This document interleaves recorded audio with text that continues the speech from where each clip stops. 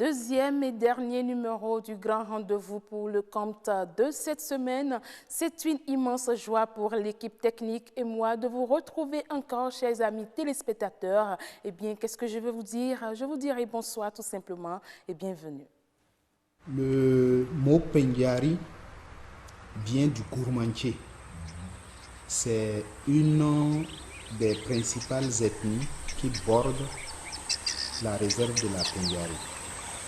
Et le nom initial c'est Pendiari, qui signifie la grande rivière ou la rivière mâle en gourmandier. Pendiari. Alors, la Pendiari.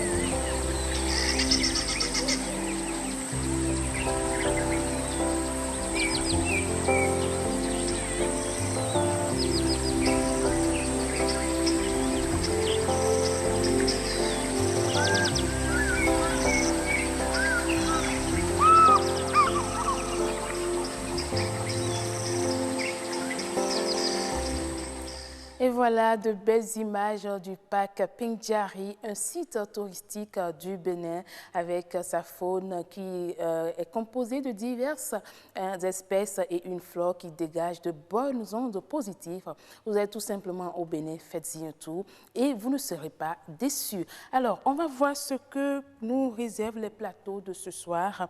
Le développement durable d'un pays passe par le changement de mentalité de son peuple. Du moins, c'est ce que pense notre expert ce soir en la qualité de M. Kim Sung-wan. Il est expert en changement de mentalité. C'est un Coréen, vous l'avez compris sans doute à travers son nom. Il réside au Bénin et il travaille avec les jeunes sur le changement de mentalité. Bénin Business 24 a voulu quand même partager avec vous ce savoir avec tout ce qu'il comprend en ce qui concerne le changement de mentalité. Eh bien, ces propos seront interprétés par Lee Eun-ji. Elle est avec nous sur ce plateau. Le mariage est l'institution légale par laquelle un homme et une femme s'unissent pour vivre en commun et fonder une famille. Ainsi défini, il doit respecter certaines conditions de fond et de forme pour être valable. Autant savoir ce soir s'intéresse au caractère juridique du mariage au Bénin. Ce sera avec Agnat Bello et son invité Nassis Kodjo Aton. Il est avocat à la Cour. La censure est la limitation arbitraire ou doctrinale de la liberté d'expression de chacun. Elle passe par l'examen du détenteur d'un pouvoir sur des publications, des pièces théâtrales, des films ou diverses œuvres d'art, avant toute production ou diffusion au public. Au Bénin, quelle est la censure des œuvres musicales? Jennifer Sachivi s'intéresse à la question à travers la rubrique Horizon Culture. L'invité du jour a pour nom Auguste Amoussou. Il est manager. Et bien évidemment, à 19h45, vous aurez le journal avec la rédaction de Bénin Business 24. On installe tout de suite le premier plateau, c'est l'Espère.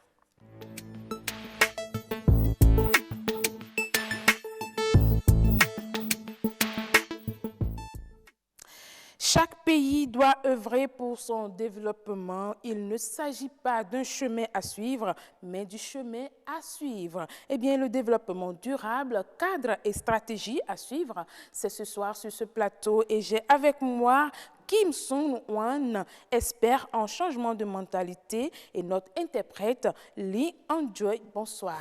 Bonsoir. Bonsoir. Comment allez-vous? Ça va bien. Comment on dit bonsoir en Corée? 안녕하세요. 안녕하세요. Annyeonghaseyo. 안녕하세요. Voilà, merci d'être venu sur ce plateau.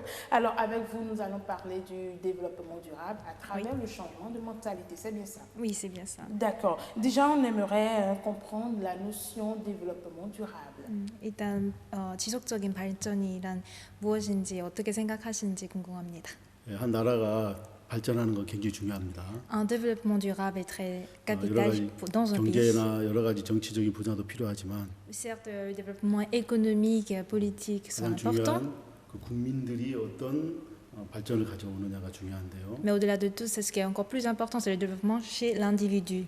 이 국민들의 의식과 마인드의 발전이 곧 국가의 발전입니다. C'est l'esprit du peuple qui va apporter finalement le développement d'une nation. 그래서 가장 중요한 건 국민들의 모든 전반적인 마인드의 변화가 꼭 필요하고요. Donc le changement de mentalité est capital chez tout individu. Donc, si je comprends très bien, c'est que le développement durable est basé sur le changement de l'individu. 그러니까 이 사람의 마인드 변화가 국가에도 변화를 가져다 준다는 예, 그런 굉장히 중요한 말씀이시죠. 겁니다. Oui, oui, c'est extrêmement Alors, quels sont important. les éléments de base justement d'un développement durable? 나라가 발전하기 위해서는 어떤 게 가장 중요하다고 생각하십니까?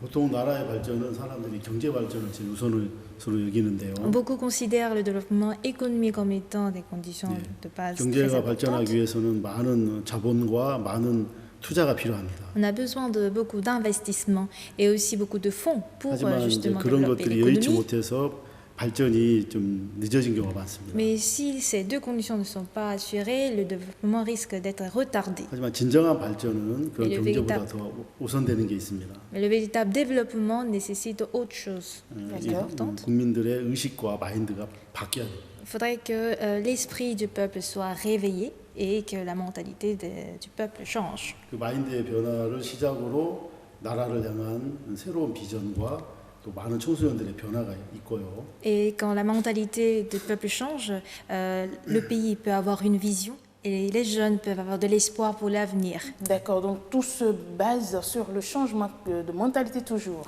그렇다면 계속 마인드 교육을 더 중요시 여긴다는 말씀이시죠? 그게 이제 집으로 말하면 가장 중요한 기초 분야가 되겠죠. Je peux dire que c'est l'équivalent d'un fondement quand on construit une maison. D'accord. Et en quoi consiste justement ce changement de mentalité et comment s'opère-t-il? 마인드 변화란 어떻게 변화가 되는지. 보통 마인드의 변화는 특별한 교육에 의해서가 아니라 Il n'y a pas une éducation typique, atypique d'un développement, du changement de 여러 가지 mentalité. 이제 우리를 바꿔야 되는 어떤 필요성을 느끼게 됩니다. D'abord, il faudrait qu'on soit conscient de l'importance de changement de 한국 같은 mentalité. 경우도 굉장히 가난한 나라입니다. La Corée du Sud, par exemple, était un pays très pauvre il y a cela 50 ans. 정말 그 회복하기 어려운 가난한 속에 있었습니다. On était, disons, dans la pauvreté qu'on ne pouvait pas restaurer.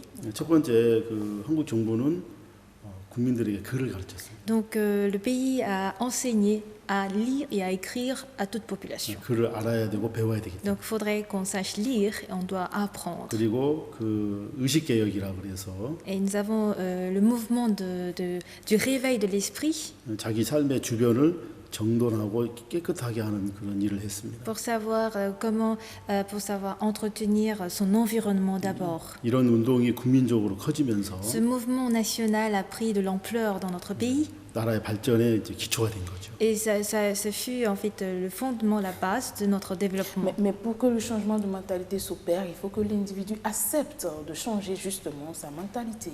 그렇다는 것은 각 국민이 자기가 마인드를 변화시켜야 된다는 그 필요성을 느껴야 된다는 말씀이시죠. 개인이 느끼기는 어렵습니다. Il est difficile qu'un individu soit conscient de 또 cela. 본인이 노력하는 것도 어느 정도 효과가 적습니다. Et l'effort que chacun va fournir serait, disons, limité. 그래서 정부의 힘이 필요하고 Donc voilà pourquoi l'appui du gouvernement 어떤 단체 힘이 필요하고 s'avère nécessaire et 학교나 un groupe comme l'école, 여러 사회 단체 같은 tout type d'associations, de groupes qui 제일 sont 중요한 dans, 건 dans la 정부에 société. 가장 필요한 국민들을 위한 그 교육의 조건을 주는 거죠. Alors, Mais si on il faudrait- devait, oui, allez-y d'abord. Il faudrait que le gouvernement aussi puisse mettre, sur place un système justement pour que le peuple réveille en fait leur. Justement, j'allais poser la question de savoir si on doit mettre en place ce système, il s'agira d'agir sur quoi et quoi. 만약에 그 시스템을 이렇게 그 기반을 둔다면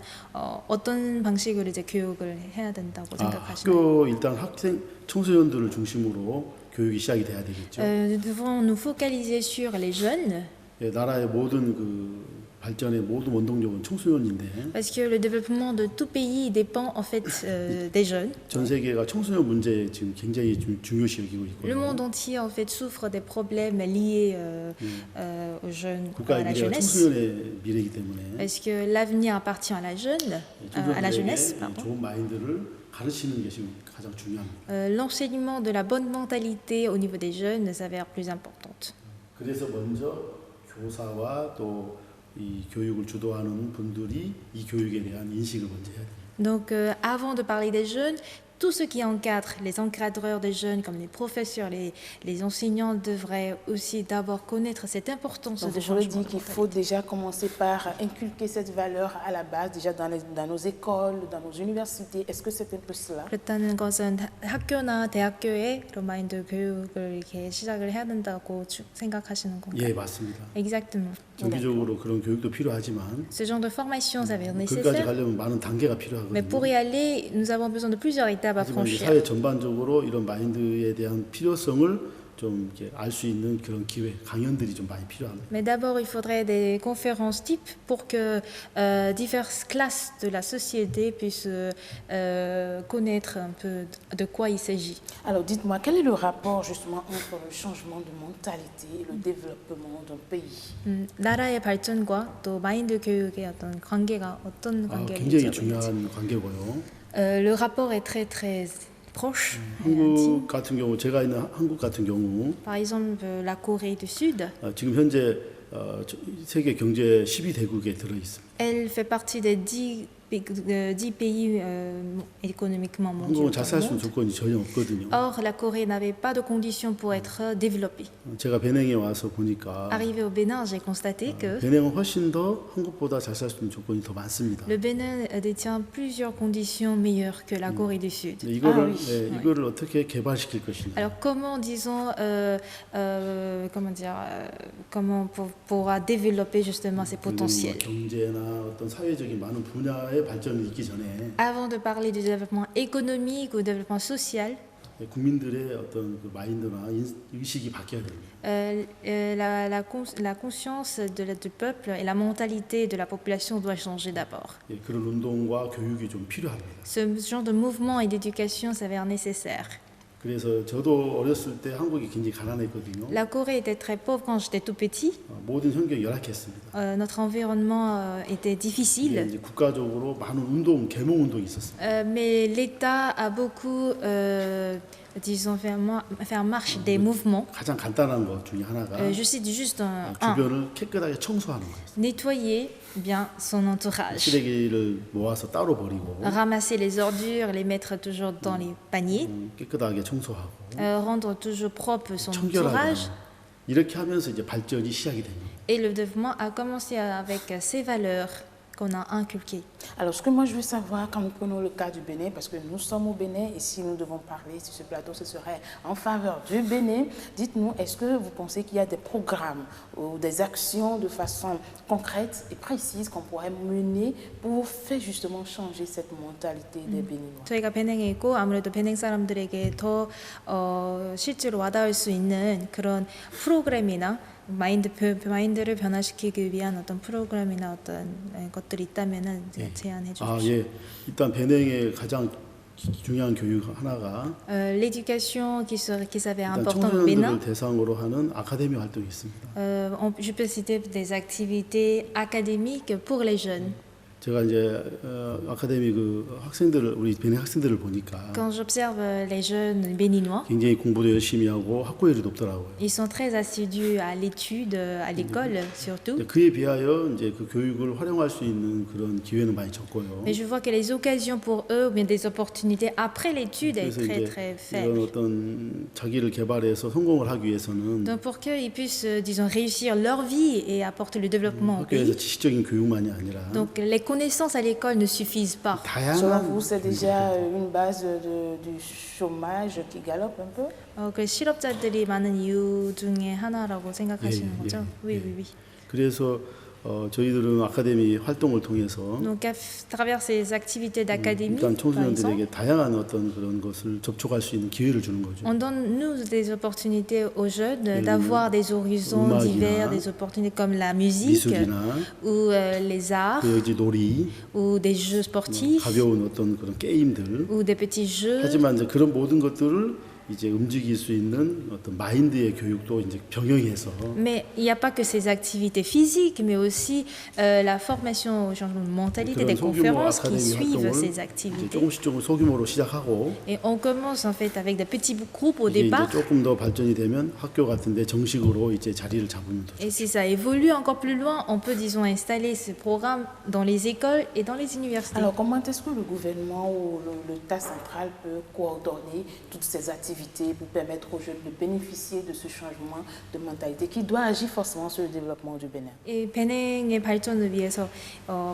베냉 국가가 어떻게 청소년들에게 이 마인드 교육을 받아들일 수 있고 그 마인드를 받을 수 있도록 어떻게 했으면 좋겠다고 예, 생각하시는지. 그래서 저희들은 이제 베닌 정부 특히 청소년부나 교육부에 이런 부분들을 제시하고 또 이런 교육에 대한 기회를 좀 이렇게 제공하려고 합니다. Nous voudrions proposer au ministère de l'Éducation et plus précisément au ministère de la Jeunesse ce genre de programmes qui sont liés justement aux besoins des jeunes. 저는 전 많은 나라에 마인드 교육을 해봤는데요. J'ai l'expérience d'avoir tenu plusieurs conférences au changement de mentalité dans le monde, 선진국이든 후진국이든 que ce soit dans les pays développés et dans les pays en voie de 공통의 développement. 문제가 청소년의 문제. Ils ont tous des mêmes problèmes liés à la jeunesse. 청소년들의 욕구는 굉장히 커지고 Parce que les désirs des jeunes croissent à vitesse très rapide. 자기가 할 수 있는 게 적으니까. Et comparativement à leurs désirs, ils voient que leur possibilité d'agir est très, très limitée. 많은 사회 문제가 발생을. Cela crée du coup plusieurs problèmes sociaux. 청소년들이 잘못된 방향으로 가는 경우가 많죠. Et beaucoup de jeunes se perdent. 범죄도 Ils 많아지고요. commettent des crimes.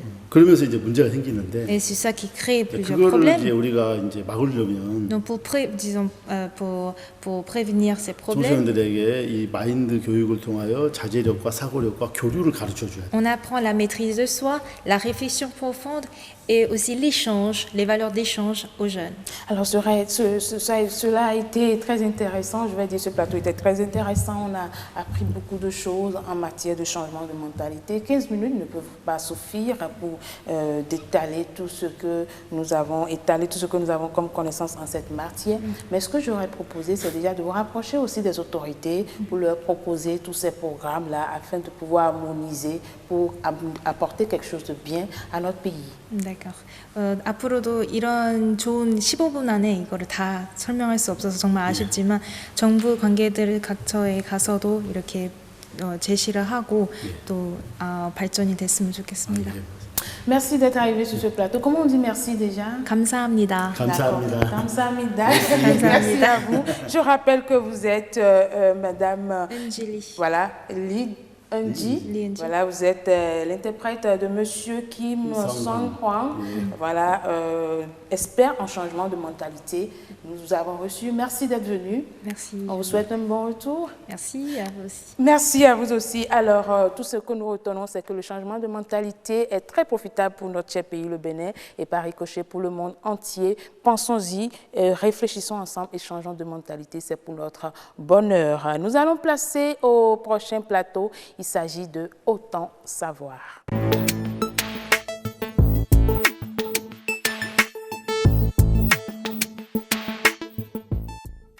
Le contrat de mariage peut être défini comme l'acte juridique par lequel les futurs époux définissent les règles qui régiront les effets patrimoniaux de leur mariage. Au Bénin, il y a des textes et lois qui encadrent le mariage, mais ces textes ne sont peut-être pas trop comprises. Nous allons ce soir voir avec Agnès Bello et son invité ces textes et lois et comment est-ce que le mariage est régi au Bénin. Partie intégrante des conditions de forme du mariage, le certificat prénuptial constitue une pièce capitale à fournir et la condition sine qua non avant la célébration de tout mariage civil au Bénin. Ce n'est pas une fantaisie, c'est une disposition légale contenue dans le Code des personnes et de la famille. L'article 127 du Code des personnes et de la famille, c'est bien dedans. La loi dit les deux doivent se communiquer le résultat. La deuxième partie là est très importante. Donc, il ne suffit pas de faire ces examens médicaux que nous appelons certificat prénuptial, mais aussi les deux époux doivent se communiquer les résultats. Ces examens prénuptiaux concernent par exemple les hépatites, au nombre des maladies et surtout le groupe sanguin. Ils doivent savoir s'il y a des incompatibilités. Ces éventuelles incompatibilités qui résultent du bilan prénuptial ne visent pas à empêcher l'union des futurs conjoints. La législation béninoise reste limitée. À ce propos, les avis sont divergents. Il faut voir l'avenir en fait. Il ne faudrait pas exposer les enfants et même ma santé à moi et celle de mon mari. Il ne faudrait pas vraiment. Bon, on peut toujours être compatible avec quelqu'un d'autre après. Je ne prends pas de risques. Je vais le faire prendre les risques. À cet stade de la relation, je ne pense plus rebrousser chemin. Rebrousser chemin avant qu'il ne soit tard serait la décision responsable. S'entêter au nom de l'amour comporte d'énormes risques pour les futurs époux. Il y a eu un cas comme ça où les époux étaient incompatibles, pas par le sida, mais incompatibles par les analyses sanguines. Et on a constaté que si le couple se mariait, ils ne feront que des enfants mongols, des enfants malades, mal formés. Comme ils sont tous d'une religion, ils ont décidé de ne pas se traiter et ils se sont mariés quand même, d'accord, en disant que Dieu fera. Mais successivement, tous les 3 enfants qu'ils ont eus, c'était des enfants malades. La femme est décédée et l'homme aussi est décédé par la suite. Et s'ils avaient peut-être accepté de se quitter pour refaire un autre lien de mariage avec d'autres, peut-être qu'on n'en arriverait pas là. C'est très important de suivre les indications, je peux dire, du certificat prénuptial. Des examens en amont pour jouir pleinement de son mariage.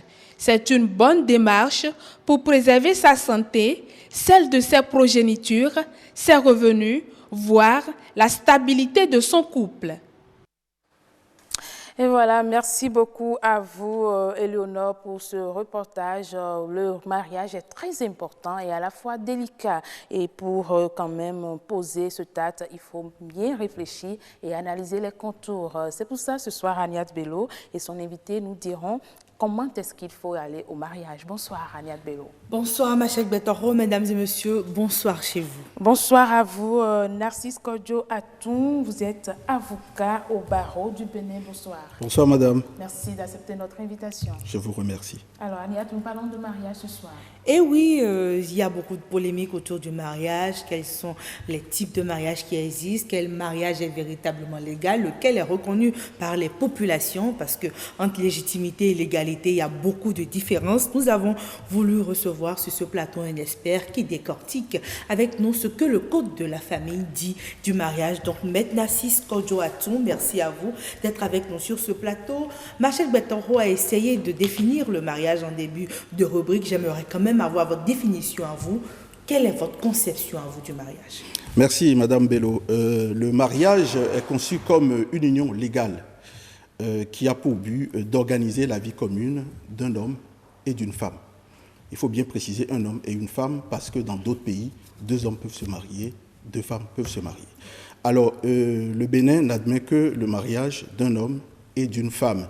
Et il faut le concevoir, et votre définition est juste, comme un acte juridique très important qui organise la communauté de vie entre les futurs époux. D'accord, ça c'est donc l'aspect juridique de la chose. On peut dire que c'est une définition d'un point de vue juridique. Absolument. D'accord. Maintenant, quels sont les différents types de mariage qu'on a? 3 grands types de mariage. Le mariage traditionnel, qui chez nous est symbolisé par la dot. C'est aussi ça le mariage coutumier ou c'est différent? C'est la même chose. D'accord. C'est ça le mariage coutumier.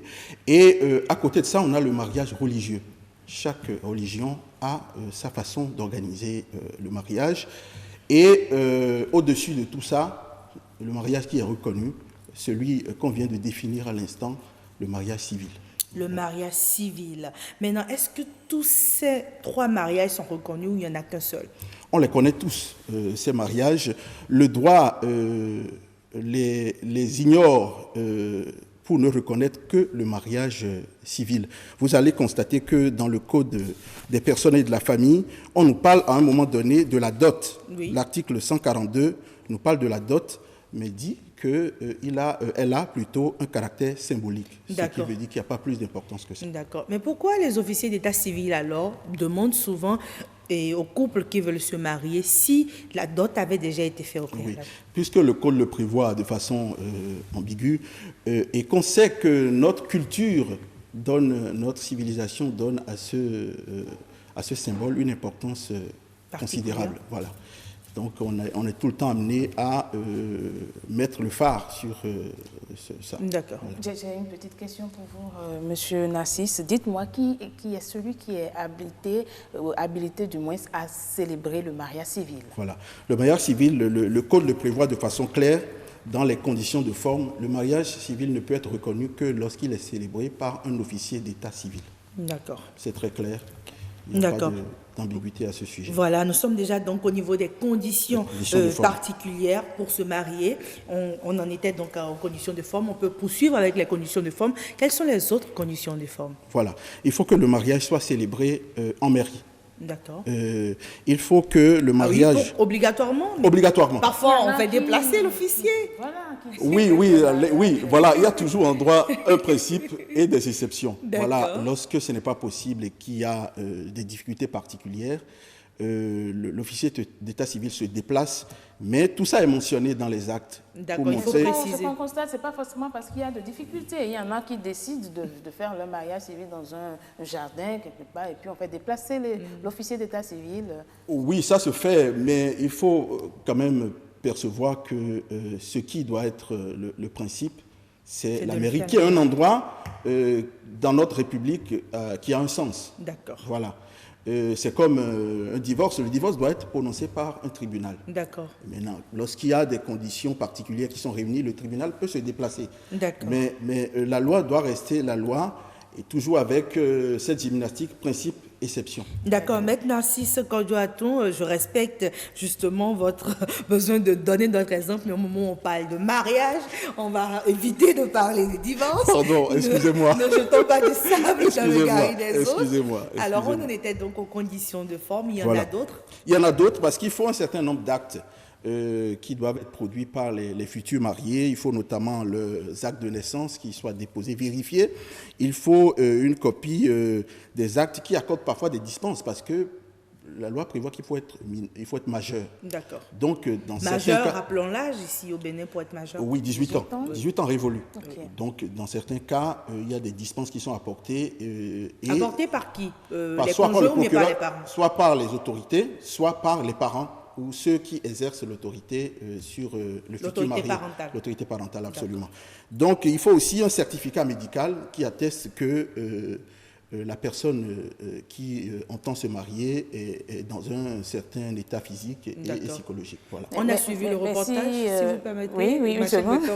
Oui, si le certificat médical des deux consentants pour le mariage ne révèle pas quand même, ou bien ne montre pas qu'ils sont quand même compatibles, est-ce qu'il faut toujours célébrer ce mariage?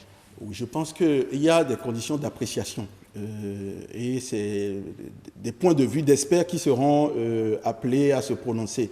Mais je n'ai encore jamais rencontré un cas de ce type. Voilà. D'accord. Alors, je voulais rappeler ce reportage qu'on a suivi sur les examens prénuptiaux. C'est des examens qui permettent justement d'obtenir ce certificat. Absolument. D'accord. Alors, on parle des conditions de forme, mais il y a aussi les conditions de fond. Il y a les conditions de fond, et on en parlait tout à l'heure. La première condition, c'est la majorité. Il faut être majeur pour être autorisé à se marier, mais dans certains cas, eh bien, les parents ou ceux qui exercent l'autorité parentale sur le futur marié peuvent autoriser ça.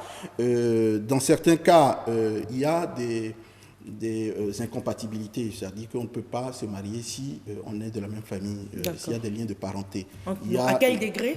Voilà, la loi prévoit, notamment l'article 122 du Code des personnes de la famille, dit qu'est prohibé pour cause de parenté ou d'alliance le mariage de toute personne avec ses ascendants ou son conjoint, ou les ascendants de ses conjoints, voilà, ou ses descendants en ligne directe. Et à part ça, les autres cas sont admis sous certaines réserves. D'accord. Voilà. Nous l'avons un peu abordé, hein, j'aurais aimé qu'on l'aborde un peu plus. Quand on parle du mariage civil, on parle aussi du régime matrimonial. C'est quoi le régime matrimonial? Le régime matrimonial, c'est évidemment la façon dont le couple, le patrimoine du couple est organisé. Voilà. Et en droit béninois, lorsqu'on se marie, on parle de communauté, de séparation des biens.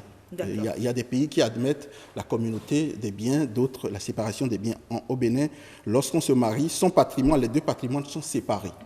Mais on peut, par le contrat de mariage, essayer de modifier cela pour protéger le couple. Le but, c'est de protéger le couple et les enfants selon les activités. Il y a tellement à dire sur cette question. Est-ce que c'est possible d'avoir 10 secondes? 10 secondes. Je n'aurais pas suivi. C'est ma chef d'édition qui me fait de grands signes. Non, 10 secondes, c'est juste pour savoir. Top chrono? Oui, 10 secondes top chrono. Oui. C'est juste pour savoir si, comme on le pense, il y a vraiment des avantages à être une personne mariée. Oui, il y a des avantages. Déjà, ça confère certains statuts, certains sérieux. Mais entre les époux, vous savez qu'il y a des obligations, l'obligation d'assistance, de protection et tout ça. 10 secondes, c'est passé. Il y a beaucoup d'avantages, il faut le dire. Merci beaucoup, Maître Narcisse Kodjo-Atou. Nous rappelons que vous êtes avocat au barreau du Bénin. Avec vous, on s'est intéressé au mariage, ce qu'en dit la loi. Si vous l'avez raté, vous pouvez encore suivre justement sur le site de l'ORTB. Moi, je dirais que vous pouvez toujours revenir sur ce plateau. Ce sera avec plaisir. D'accord. Merci beaucoup à vous. Voilà, Kodjo-Atou. Merci. Agnès vous a déjà rappelé votre titre. On va passer tout simplement à la troisième rubrique puisque Jennifer Sativi s'impatiente vraiment. Horizon Culture.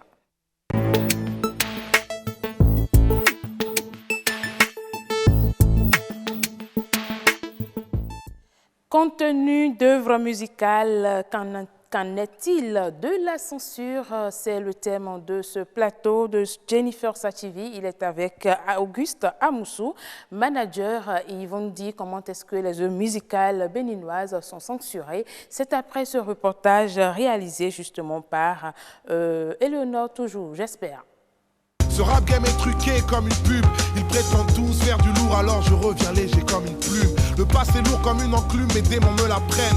Demain c'est loin, notre futur c'est la seconde après. C'est parti d'un DJ qui a commencé à créer les premiers breaks, qu'on appelle les breaks, ces petites coupures de morceaux, qu'il agençait à partir des platines qu'on utilisait en discothèque. Alors, le but en fait c'était d'animer des soirées dans les rues. En rappant, on parle. Ce n'est pas de la mélodie. Et c'est des vers. C'est vraiment, ça tire beaucoup de la poésie. D'ailleurs, c'est pour ça que rap, ça veut dire rap and poetry. Ça s'appuie essentiellement sur des percussions, comme la batterie, les charleston, la caisse claire. Et le rappeur, lui, ce qu'il a à faire, c'est de montrer sa dextérité à maîtriser le rythme sur lequel il est en train de passer son message. L'autre côté du hip-hop, c'est ce côté vraiment punchy, c'est-à-dire quand vous écoutez du rap, vous avez tendance à bouger de la tête. De la terre et mes Césaires, quel est son nom? Ma révolution, Malcolm X, Martin Luther, le continent va mal, je le sais pourquoi le terre, ma révolution. C'est un courant, c'est un mouvement. Et quand on parle de mouvement, il y a beaucoup de... C'est un moyen d'expression de l'art en quelque sorte. Je veux appeler la jeunesse d'aujourd'hui qui continue de faire du hip-hop. Je veux vous dire de ne pas vous décourager, mais essayez de voir, de contextualiser votre musique. Si la jeunesse souffre tellement qu'on devrait avoir notre place des martyrs. Crise de confiance, ils nous méprisent, c'est triste, ils pensent qu'ils maîtrisent nos consciences. Vous avez plutôt suivi une interview réalisée par Jennifer Sativi. Jennifer, qu'on retrouve sur ce plateau d'Horizon Culture. Bonsoir. Bonsoir Marcel. Comment allez-vous? Je vais bien. Est-ce que vous pouvez me dire ce que vous avez dit derrière, dans les coulisses, devant la caméra? J'ai rien dit du tout, je ne sais pas de quoi vous parlez. Je ne peux pas. Assez courageuse. Bonsoir à vous, Augustin Amoussou. Auguste Amoussou. Auguste Amoussou, autant pour moi. Bonsoir, comment allez-vous? Je vais très bien, je suis en pleine forme, plus en forme qu'un éléphant. Wow. Vous savez, j'ai la forme qu'il faut, le tonus, et puis bon, voilà quoi. Je vois que ça va un peu chauffer, Jennifer. Vraiment, donc Marcel, on parle aujourd'hui de la censure dans les œuvres musicales. Ouais. Donc, découvrir ce qu'il en est, comment ça se passe et est-ce qu'il y a des chansons ciblées? À quel moment cette censure intervient? Nous sommes avec Auguste Amoussou, comme vous l'avez dit, manager et puis aussi secrétaire général de l'association des managers culturels actifs du Bénin. C'est bien ça? Il a le profil adéquat pour voilà, donc nous avons bien sûr le choisi. Donc, dites-nous déjà, à quel moment la censure intervient? D'abord, qu'est-ce qu'on appelle censure? Quand vous censurez quelqu'un, vous l'empêchez de parler ou vous l'empêchez d'exercer un acte. Je voudrais d'abord donner peut-être la définition pour qu'on puisse comprendre. Oui. Selon le dictionnaire, la censure est une limitation arbitraire ou doctrinale de la liberté d'expression de chacun. Là, on parle dans le cadre de la musique. Elle passe peut-être par l'examen du contenu d'une œuvre musicale et puis l'on prend une décision. Ça dépend aussi de qui prend cette décision de censurer. Vous savez, moi, c'est complexe. Si je reviens à votre question, que vous devez me reposer encore peut-être que je l'ai oublié tout à l'heure. Donc je me demande à quel moment elle intervient précisément. Elle peut intervenir à tout moment. Elle peut intervenir à tout moment selon les médias, selon le pays, selon l'éducation peut-être d'un pays ou d'une télévision ou bien d'un groupe de médias. Parce que n'oubliez pas que chaque média a ses grilles. Chaque média a peut-être un certain nombre de programmes à développer. Donc, cela peut venir d'une télévision ou d'une autre et ça peut venir à tout moment. Est-ce que les médias sont les seuls à censurer? Non, il y a aussi, disons que quand on parle de censure, c'est là où on a une diffusion publique. Ça peut être en famille, ça peut être dans un quartier.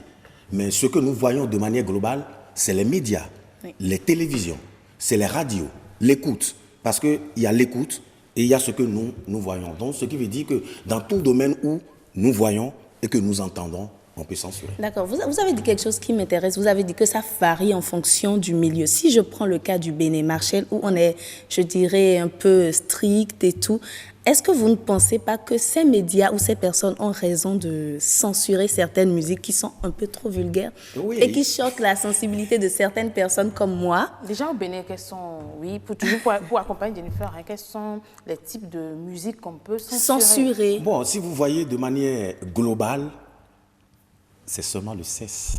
Oui. C'est de ça que nous parlons. Et c'est ça le sujet tabou, au fait, qui ne devait pas être normalement un sujet tabou.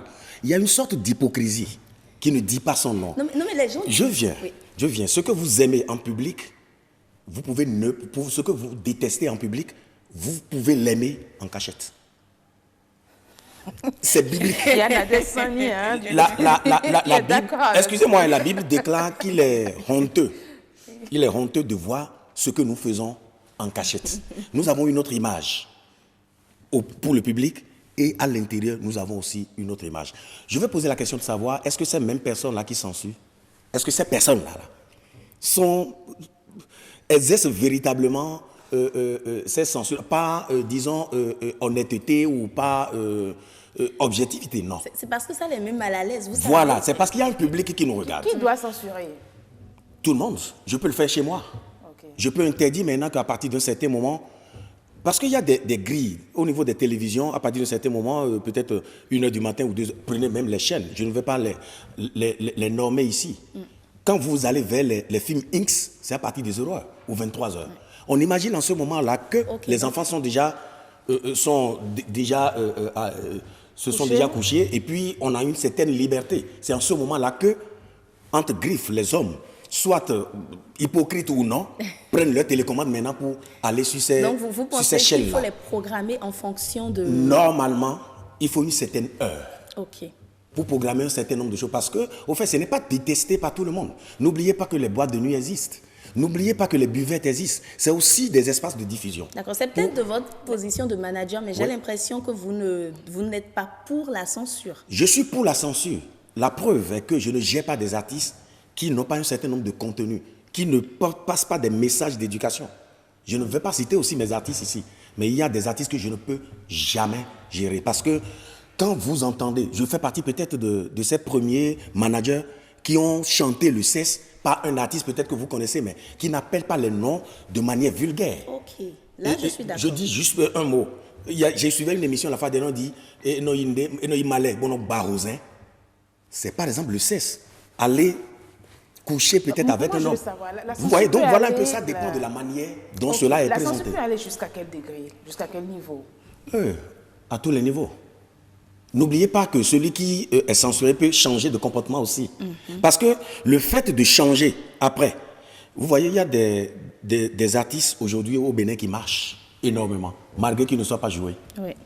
Parce que le grand public les accepte et ils trouvent leur compte. D'accord, mais est-ce que ça ne les pénalise pas? Peut-être qu'on les empêche de se faire voir, d'être connus un peu sur les chaînes peut-être qui sont plus suivies que d'autres, de participer à des festivals qui normalement doivent les mettre en valeur. Est-ce que quelque part ça ne les affecte pas? Ça les pénalise, c'est un choix au fait. C'est un choix pour sa carrière.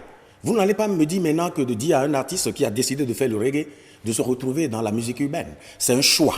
Et puis, peut-être pour ce choix, il connaît déjà le public qui est intéressé. Et il sait que le nombre de personnes, ces personnes-là qui suivent peut-être ces clips ou écoutent ces chansons, c'est largement suffisant pour lui. Vous comprenez un peu? Donc, c'est un problème de choix. Et puis, si l'artiste évolue et qu'à la longue, il n'a plus rien, il va changer, il va forcément changer. Au lieu d'attendre d'être censuré, est-ce qu'il ne serait pas mieux de se ranger quand même dans une grille donnée? Si par exemple vous êtes un artiste et que vous aimez faire le rap, vous vous conformez aux règles du rap, ainsi de suite, je pense que personne ne fera face à en fait, la preuve c'est que, vous voyez, on a beaucoup d'artistes de rap, mais ne chantent pas les mêmes choses. Il y en a qui ont décidé d'exceller dans la vulgarité. Et il y en a qui, peut-être, ont décidé de passer de beaux messages. Et malheureusement, ceux qui passent des messages de vulgarité marchent plus que ceux qui, peut-être, passent de très beaux messages. Mais je voudrais déjà vous dire quelque chose. Les messages que des artistes passent, qui sont peut-être des messages de dépravation, sont des messages qui disparaissent parce que c'est des musiques qui ne durent pas dans le temps. Malheureusement, nous ne sommes pris par le temps, mais ma dernière question, en quelques secondes, est-ce que vous pensez qu'on peut arriver à un monde que je qualifierais peut-être d'idéal, où tout le monde est libre de faire ce qu'il veut, mais sans choquer? Non, ce n'est pas possible. Non, vous voyez, il faut que quelqu'un vous choque avant que vous ne changez. Choquer, c'est naturel. Non, mais nous ne sommes pas obligés de choquer. Tout à l'heure, il y a eu le plateau de l'expert qui disait qu'on peut changer la mentalité juste en agissant sur des comportements ou sur des reflets. Tout le monde peut changer. Mais c'est possible. C'est possible, mais d'autres doivent être choqués avant de changer. C'est votre point de vue. Oui, c'est mon point de vue. Voilà, c'est peut-être des expériences. Et puis quand on parle d'expérience, c'est ce que j'ai vécu. Ça peut ne pas être l'expérience que l'autre a vécue. Mais n'oublions pas que vivre des expériences, c'est sans limite. Voilà. Et ce que vous n'avez pas vu ici, pourquoi on présente des mémoires ou des mémoires de fin de formation? Vous voyez, chacun apporte une solution. Voilà. Et à côté, d'autres peuvent venir encore et contester la solution que vous avez apportée. C'est la vie. Merci, Monsieur Auguste Amos. Le plateau était très intéressant. Je finis, Marcel, je vous laisse l'antenne, mais en disant à nos chers artistes de mettre en pratique votre conseil, c'est-à-dire rapper, enfin parler, mais tout en sachant le faire, ne pas être toujours cru. Voilà, comme vous le dites. Peut-être mon dernier mot serait dans ce sens-là. Oui, c'est fou. Vous savez, on n'a pas assez de temps ici. Malheureusement. C'est tout de suite même, puisqu'il est 19h45, on retourne l'antenne à la rédaction pour le journal avec Nadège Sani.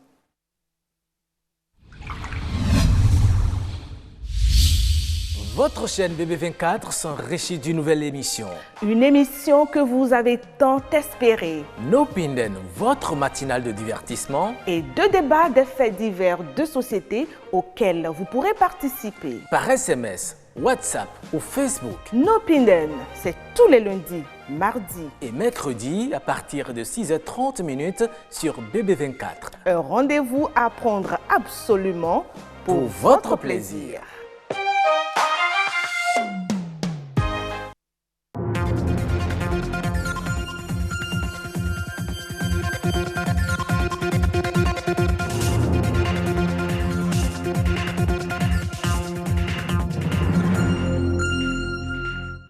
Bonsoir à tous, bienvenue dans la grande édition du soir sur BB24. Le sel alimentaire est un élément essentiel et indispensable dans toutes les cuisines. Mais savez-vous qu'un sel de mauvaise qualité peut avoir de nombreuses conséquences sur la santé? Vous en saurez un peu plus dans un instant. La rentabilité des palmiers dépend de la zone de production et de sa variété. Un détail qui échappe bien souvent aux producteurs. Marc Sewaï est ingénieur, il nous en parle dans cette édition. Qu'il soit discret ou exposé, le tatouage n'est pas qu'un effet de mode, il a aussi un sens pour ceux qui les portent. La signification des tatouages, c'est à découvrir dans ce 1945.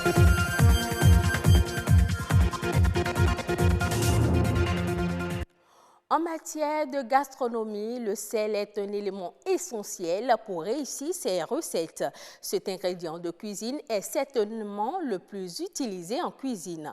Plusieurs variétés sont disponibles sur le marché, mais toutes ne contiennent pas les éléments nutritifs adéquats. Quel type de sel est le plus sain?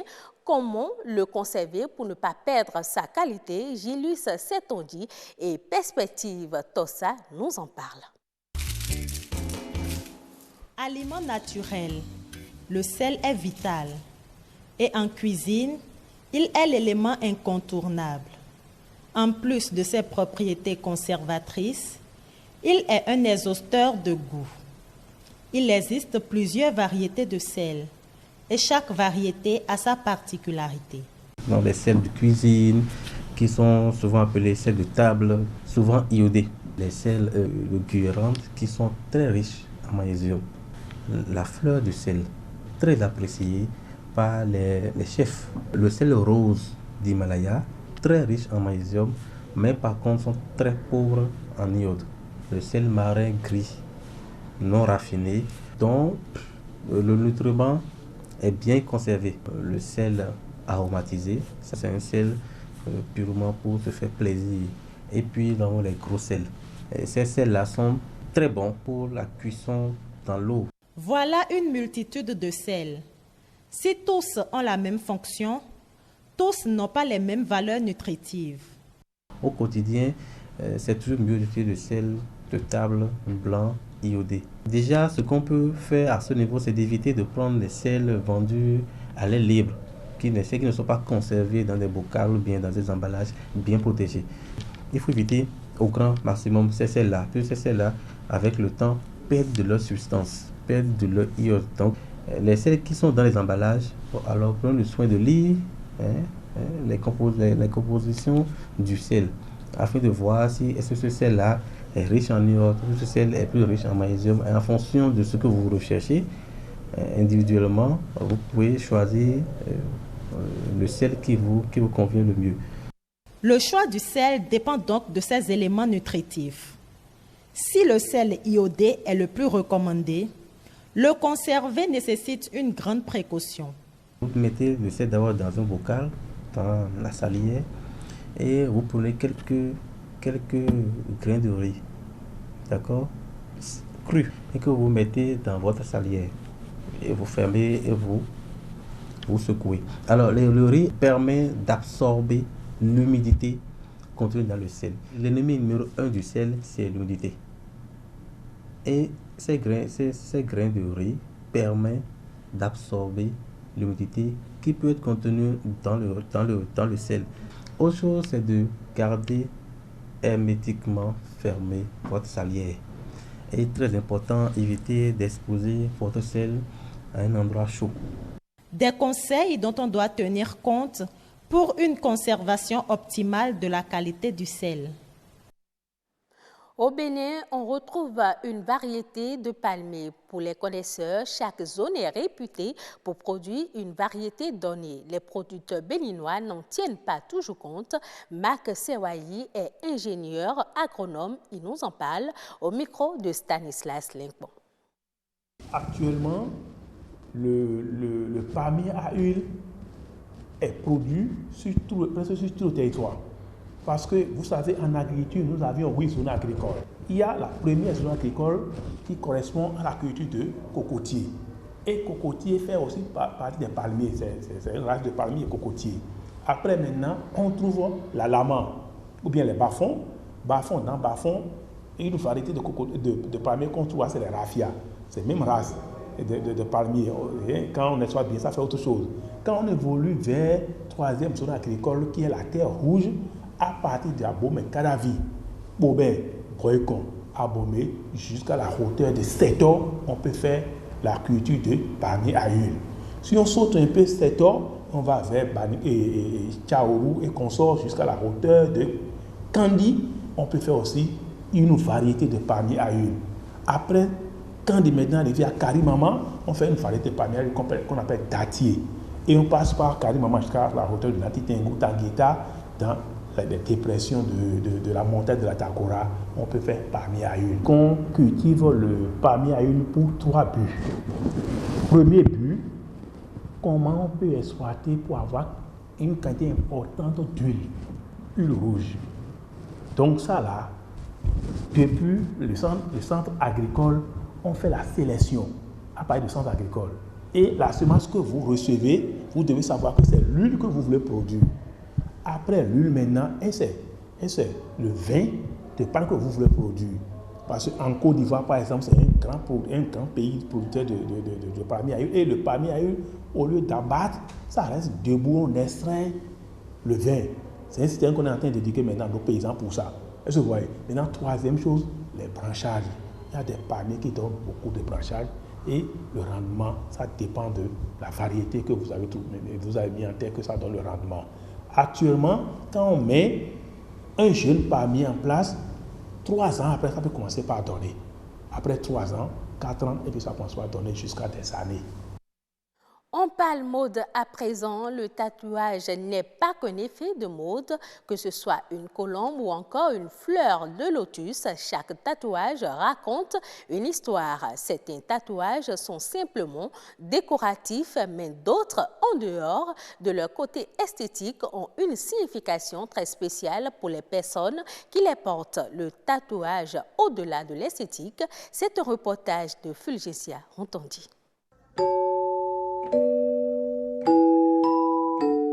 Cet après-midi, dans ce salon de coiffure, Romaric, la trentaine environ arrive, non pour se coiffer, mais pour se tatouer le corps. Elle me dit qu'elle a mal, elle veut que je sois son médicament. C'est un habitué des lieux. Le jeune homme feuillette le catalogue, puis fait son choix, la balance. J'ai fait des tatouages de réussite, j'ai fait des tatouages de bande. Aujourd'hui, j'ai voulu faire mon signe pour montrer en réalité vraiment ma nature. Je m'en fous de ce que les autres vont penser, ça n'engage que moi. Engagé, il est en toute responsabilité. Après l'identification de la partie du corps à tatouer, le processus peut alors démarrer. On le fait d'abord en stylo pour que le client sache que c'est bon pour lui avant qu'on passe le machine. Elle me dit qu'elle a mal, elle veut que je sois son médicament. À l'aide d'un coton enroulé sur une tige imbibée d'encre, le tatoueur remplit le dessin. Cette étape permet au client de mieux apprécier son motif ou de faire un autre choix. Voici venu le moment crucial. Une machine électrique, à l'aide des aiguilles, va peaufiner le tatouage. Le top est lancé par Romaric. Malgré le mouvement des pointes des aiguilles et la douleur ressentie, il reste serein. Je suis un chacal, t'avais raison. Tu dis que je n'ai pas de cœur, je dis que c'est juste une mauvaise. Après une trentaine de minutes, le tatouage est terminé. Le client est satisfait du travail. L'homme doit être courageux jusqu'au bout. Pour l'instant, j'ai eu le résultat que je cherchais. Effectivement, j'ai vu ce que je voulais faire et je suis vraiment ravi du travail qui a été abattu.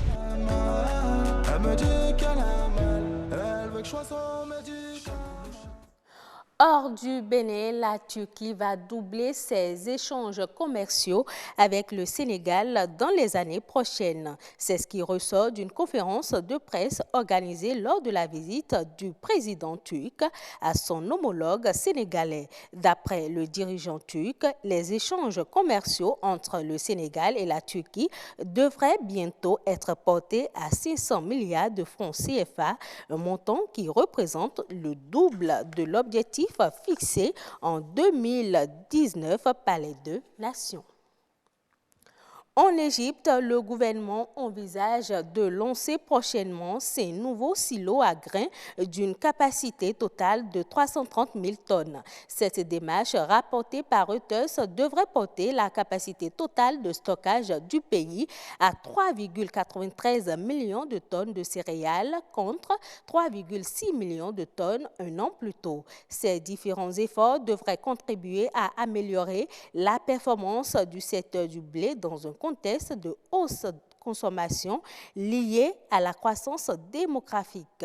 Le gouvernement a octroyé récemment 26 milliards de livres afin de couvrir les besoins du pays dans les 6 prochains mois. Et ce sera tout pour cette édition. Merci de votre fidélité à la chaîne du développement.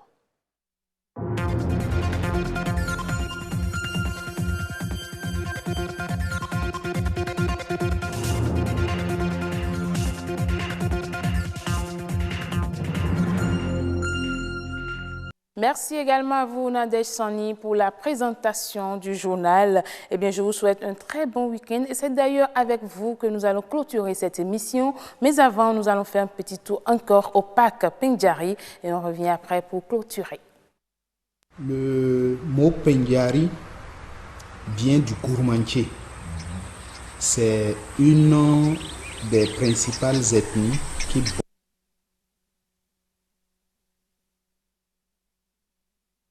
Le mot Pindiari vient du gourmandier. C'est une des principales ethnies qui bordent la réserve de la Pindiari. Et le nom initial c'est Pindiari, qui signifie la grande rivière ou la rivière mâle en gourmandier. Pindiari.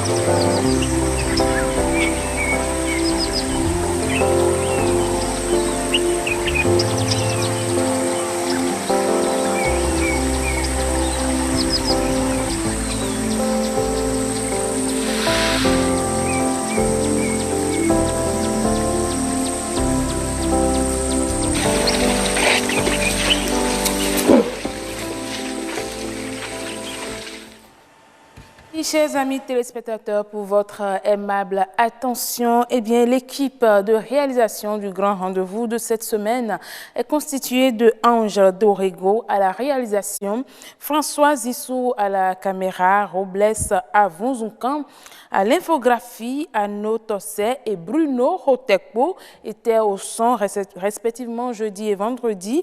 Et ma chef d'édition ce soir, Fulgencia Rontondi. Merci de nous avoir suivis. La citation ce soir nous dit ceci: le secret du bonheur et le comble de l'art, c'est de vivre comme tout le monde en étant comme personne. Le secret du bonheur et le comble de l'art, c'est de vivre comme tout le monde en étant comme personne. C'est une citation de Simone Beauvoir et c'est sur ces citations que je vous dis tout simplement bon week-end. Merci de rester fidèle au programme de BB24 lundi, Nopinden à 6h30. Au revoir. Ciao, ciao.